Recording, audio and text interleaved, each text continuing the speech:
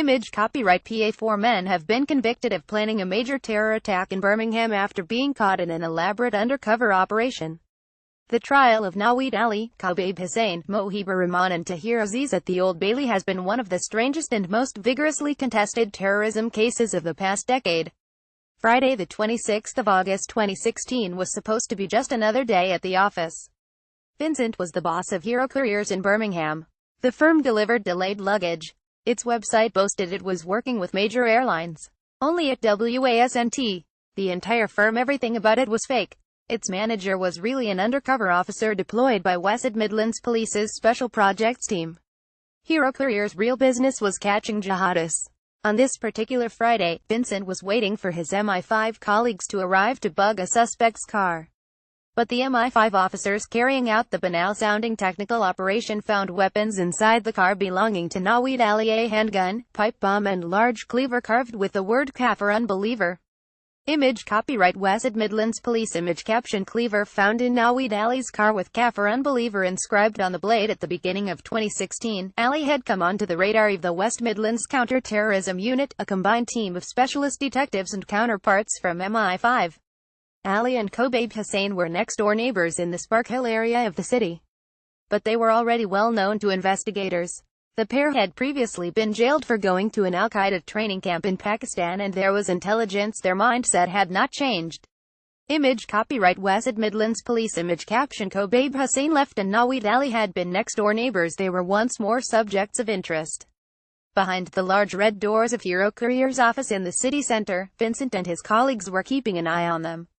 Hero Couriers had been in operation for up to 4 years. It had all the trappings of a real courier firm: vans, a corporate logo and a supposed headquarters in Hilton Hall, a stately home converted to offices near Wolverhampton. But it was all bogus. The firm had no customers, it did no real deliveries. It existed only in order to watch suspects. "Let us rise to be your hero," the website said. Recruiting now, that was the hook that ensnared the would-be jihadists. Image copyright West Midlands Police. Image caption: Ali was persuaded to leave his car at Hero Couriers, the fake company set up by counter-terrorism officers Khobaib Hussain and Naweed Ali were looking for casual work. If they were duped into working for Hero, the police and MI5 would have access to their vehicles, which could then be bugged. Hussain was the first to take the bait. The 25-year-old was paid £100 for each of 9 days' work: 4 trips to Manchester, 3 trips to London and 2 trips to Luton.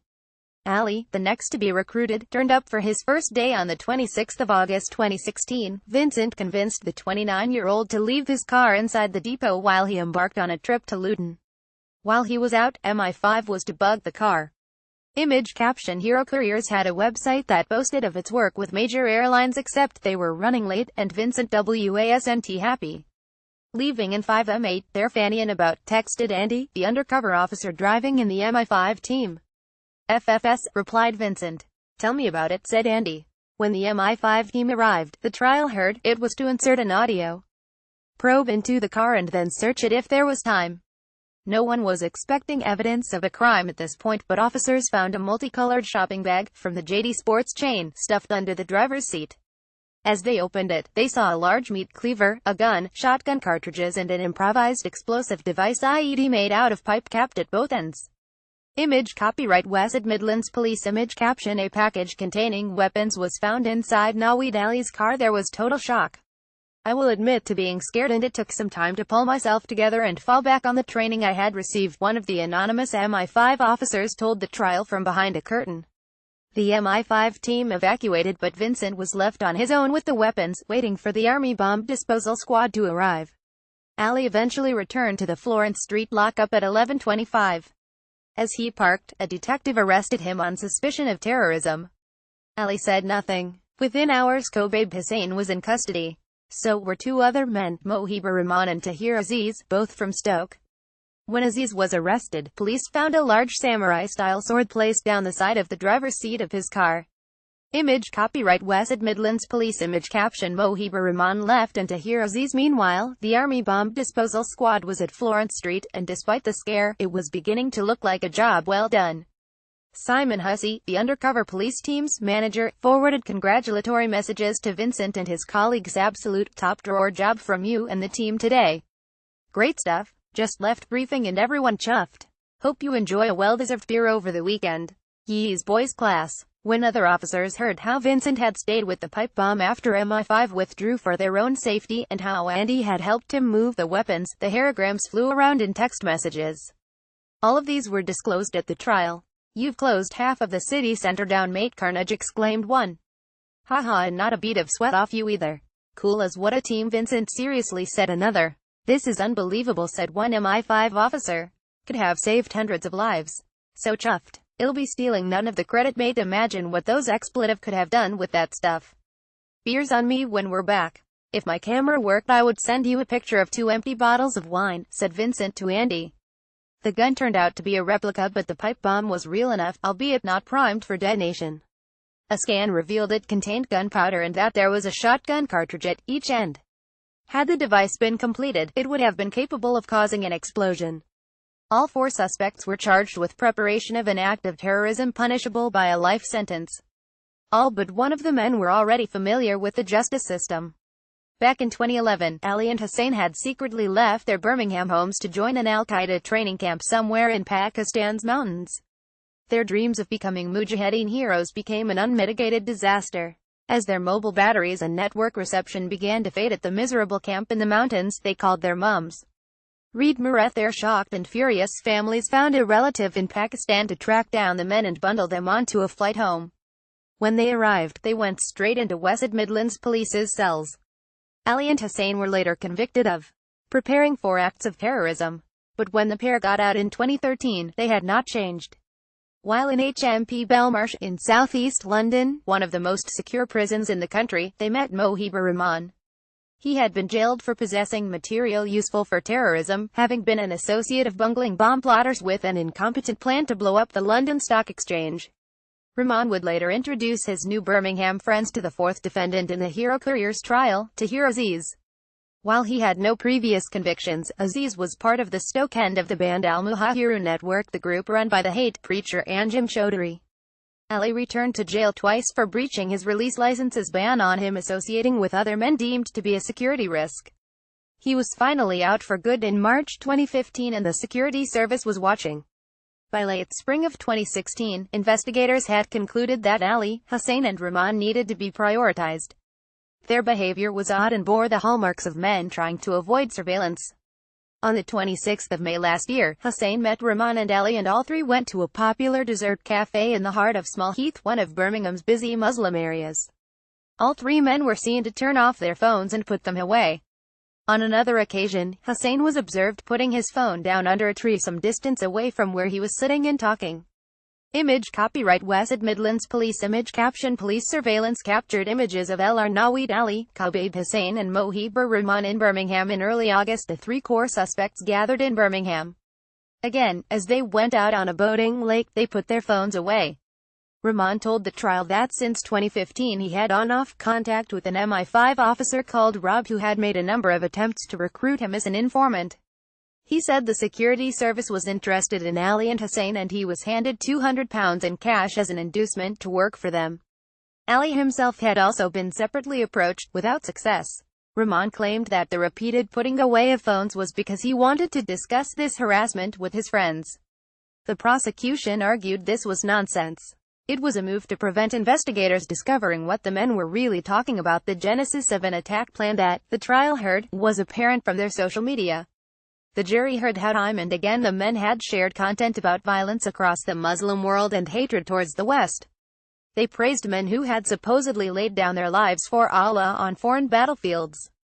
Naweed Ali posted hate messages about Jews and Christians. The day after the July 2016 deadly lorry attack on a crowd in the French city of Nice, Hussain urged others to be prepared for fully-fledged war with Europe.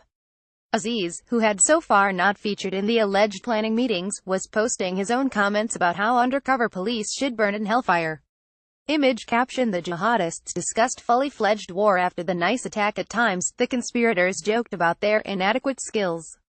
Ali was likened to one of the useless extremist characters from the film Four Lions, a grim satire on jihadist terrorism.